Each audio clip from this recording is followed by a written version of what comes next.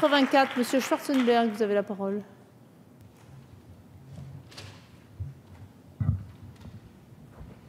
Madame la Présidente, merci.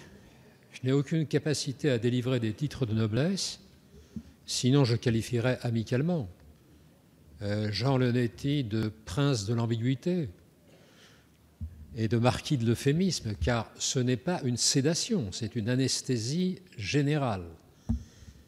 Et nous savons que cette anesthésie générale peut durer pendant plusieurs jours.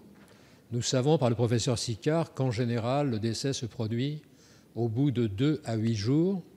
D'autres disent 1 à 2 semaines. Donc c'est un temps d'attente très long, tant pour le patient que pour la famille.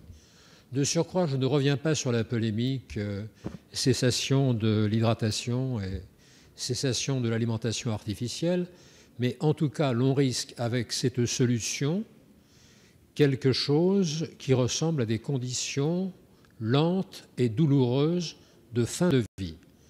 Nous avons affaire à un malade en pleine souffrance, qui souffre d'une maladie incurable, et nous allons ajouter d'une manière ou d'une autre l'angoisse à la souffrance.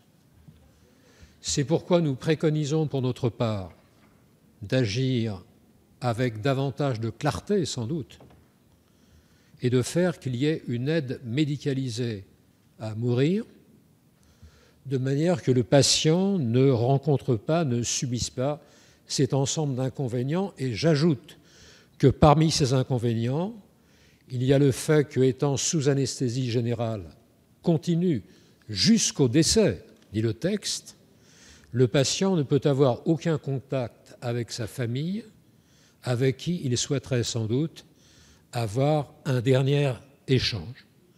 Je vois bien les inconvénients de cette solution, je n'en vois pas les avantages, et j'ai tendance à penser qu'elle est plus pratique pour les médecins que pour les patients, car les médecins pourront toujours dire, certains médecins, rares heureusement, pourront toujours dire « je me suis borné à soulager » et non pas à faire perdre la vie, et donc j'échappe aux incriminations qui sont liées à cela, mais je ne vois pas en revanche l'intérêt pour le patient qui, pendant 1 semaine, voire 2 semaines, va voir la souffrance, la détresse, l'angoisse exister, car l'on ne sait pas en réalité ce que l'anesthésie générale d'une dizaine de jours peut donner sur un patient.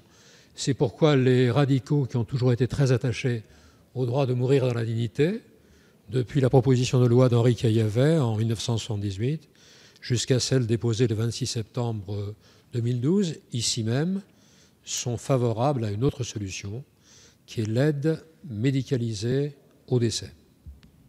Monsieur le député, sur le vote de l'amendement 257, je suis saisi par le groupe écologiste d'une demande de scrutin public, ainsi que sur le vote des amendements identiques 64 et 84 par le même groupe écologiste. Les scrutins sont annoncés dans l'enceinte de l'Assemblée nationale.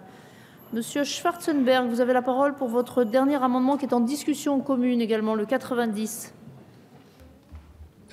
L'autre amendement est en quelque sorte un amendement de repli, hélas, s'il était nécessaire. C'est-à-dire qu'au fond, il peut exister une pluralité de solutions et que, entre la solution préconisée par le texte Claes-Leonetti et la solution que nous sommes beaucoup à préconiser sur l'assistance médicalisée, il pourrait y avoir un choix, sans exclure ni l'une ni l'autre. Merci, monsieur le député. Messieurs les rapporteurs.